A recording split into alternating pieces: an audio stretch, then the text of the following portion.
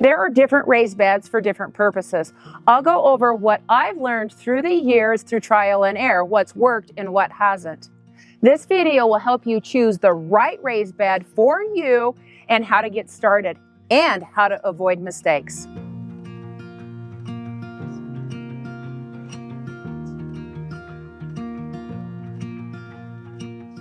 Most of our vegetables are grown in raised beds. They're my workhorses. We raise and grow 80% of our food here on our half of an acre, and a lot of that food comes from those raised beds. Raised bed is a pretty broad term, and raised beds have many faces. I'll be going over the different types of raised beds. Elevated beds sit up off the ground. They're generally waist height and usually on legs. These are great if you've got a bad back. Perfect on the patio or close to the kitchen door for herbs and lettuces. 12 inches is a nice depth to grow just about any vegetable crop. This is a Vego elevated bed. We got this bed for my mom. The height makes it easy for her to manage planting without bending over. Vegetables do great in elevated beds because they're loaded with good soil, but they do dry out fast because they're shallow. Frame beds like this one are generally set on open ground. They can come in metal, wood, or even block, and then they're filled full of good soil.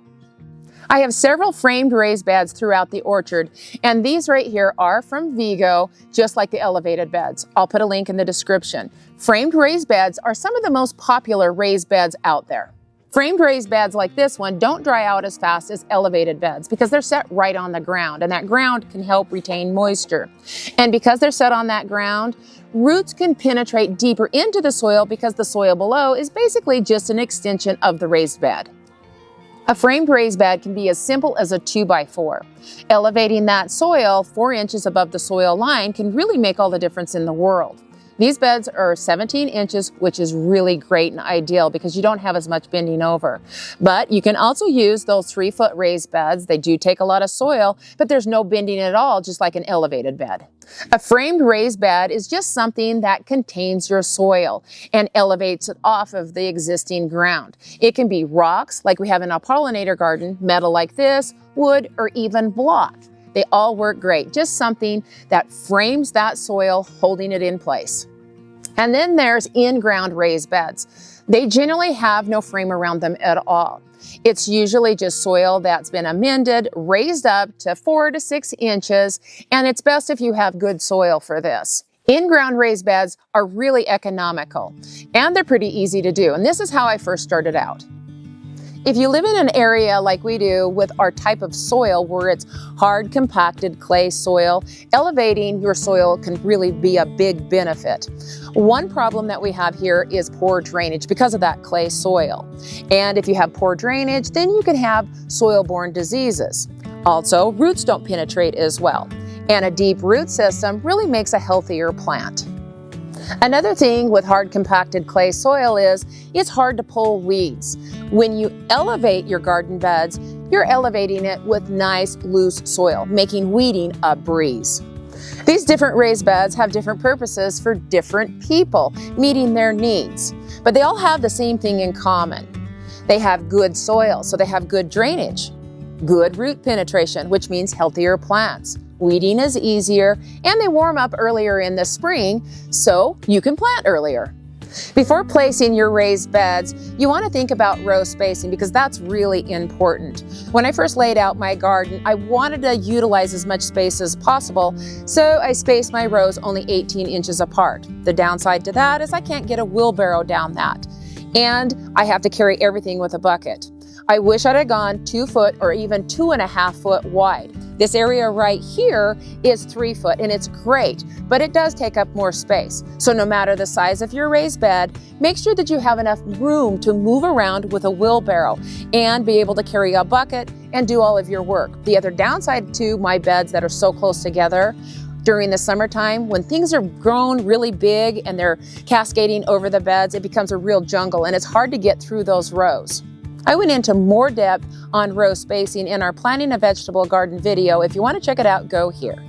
The size of your raised bed does matter, but this is a personal choice. Generally, you don't want it to be more than 4 foot across. My beds are 3 foot across, and I can reach more than halfway through the middle of that bed, and it makes working on them pretty easy. If you're up against a block wall or a fence or even a building, you might want to only go 2 to 3 foot wide. Just make sure that you can reach all the way to the back with ease. Some people think the length of your bed matters, but I don't think so. It all depends on how long and how far you want to walk around that bed to get to the other side. My garden is 50 foot long, and I have 2 25-foot beds that go down that length with a break in the middle, so that if I want, I can take this turn right here without having to go all the way down to the end. The depth of the bed is going to depend on what you're planting and what's below that bed. If it's good soil and it drains well, then maybe 4 inches is going to be enough. My beds are only 8 inches deep, and that's plenty because I have soil below that I amended and it drains well. If you're placing your raised beds over concrete or a rock substrate, then you want to make sure that your beds are at least 12 to 14 inches because most vegetables have a root system that can go down 12 inches or even more. So you want to make sure that you give them that foot of depth for growing. If you have a gopher problem, then you can place some hardware cloth on the bottom side. Just make sure that they are 1/2 inch squares or smaller because the gophers or even mice or voles can weasel their way through. The problem with using hardware cloth is when you want to put a stake in there and you have a shallow bed, you can't pound that stake through unless you go through that hardware cloth. And if it's not deep enough, then the wind or the weight of the plants will cause that stake to tumble over. It really isn't necessary to use a weed barrier unless you've got some serious tenacious weeds like morning glory, Bermuda grass, and Johnson grass. In that case, you'll want to take that weed barrier all the way to the outside of that frame. Otherwise, those weeds can weasel their way through the frame and the weed barrier and cause you just as much problem as if you weren't to be using it. Most annual weeds aren't a concern when you're putting at least 4 inches of soil over the top because all you're doing is smothering those weeds and you shouldn't have any type of a problem. The other problem with using a weed barrier is over time, that weed barrier can make it to where the water doesn't penetrate. And then you create kind of a sludgy, swampy problem down at the bottom of your bed that can cause blights and other problems for your plants. Now, what are you going to fill those beds with? Depending on how deep your raised bed is, it can be rather expensive, but there's several alternatives that you can do to lessen the cost. You'll still need that top 12 inches of soil to be really good soil in order to have good, healthy growth, because it all begins with the soil. Elevated beds are generally only 12 inches deep, and you want to fill that entire box or bed full of good soil. Potting soil or a raised bed soil works great, or even a mix of topsoil and compost. For my mom's bed, we used some compost on the bottom and a good potting soil over that. She'll be able to plant right away. There won't be much settling, and all she'll need to do is add some organic fertilizer through the growing season and then top off next year with some compost over the top and plant again, just to replenish the nutrients and level it up, because there's always a little bit of settling. To fill a 3 foot tall raised bed, it takes a lot of soil, and you could fill it with all good soil. There's nothing wrong with that. But remember, all you need is the top 12 inches of good soil, and the rest can just be organic matter. Logs and sticks can take up the space on the bottom. And then I like to layer brown carbon material and green nitrogen material. This can be hay, manure, dried grass, dry leaves, anything that's organic that'll break down. This will break down over the year and even longer if you're using logs. As you're layering, just water as you go. Don't fill your box with solid grass clippings. It'll settle a lot and it'll smell really bad if you have too much. A small layer is fine and dried grass is better. Just speaking from experience. Because it settles, each year it'll need to be topped off with some compost fall and spring. If you were able to buy all good soil, then it won't settle as much, but it still will, and you'll still have to refresh the soil with compost each year anyway. You can just put the compost right over the top, keeping the level up each season as needed. This will also help replenish the nutrients that were used up during the growing season.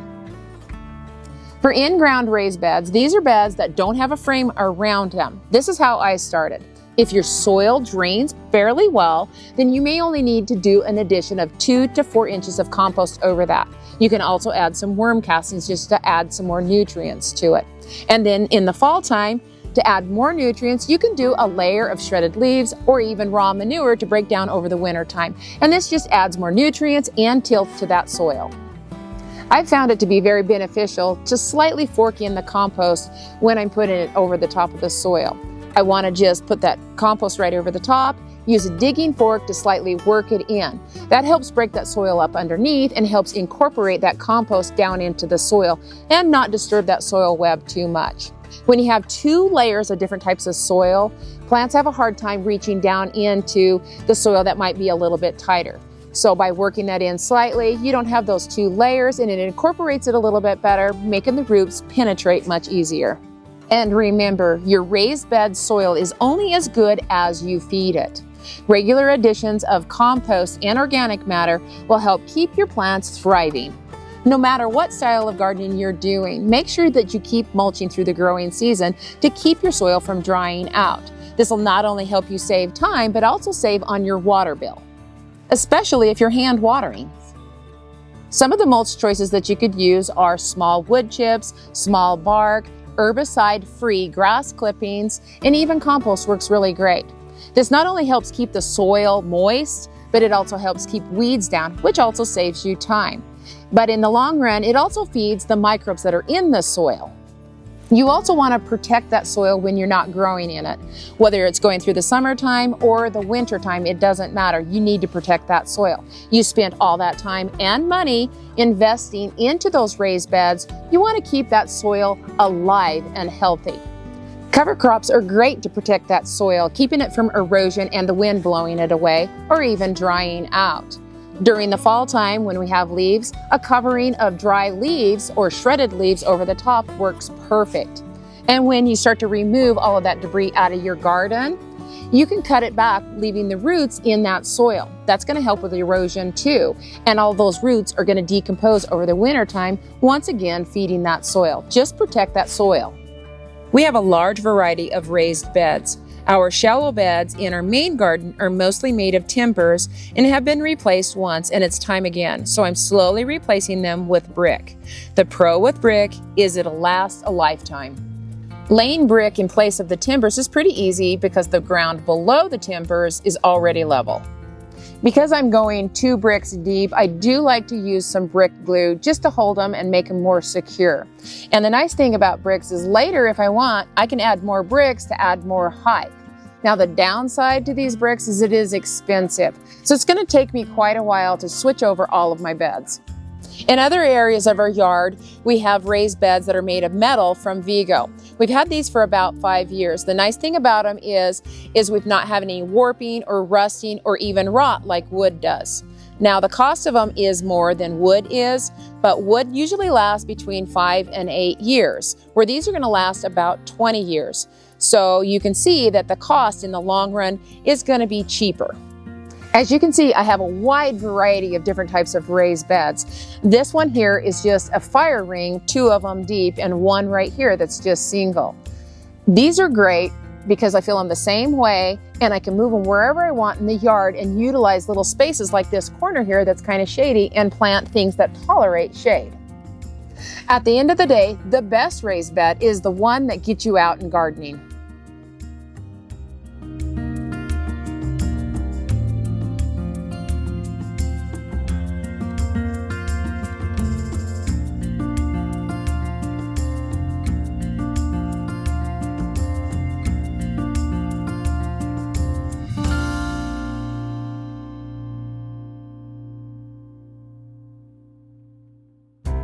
At the end of the day, don't let your cat in the garden.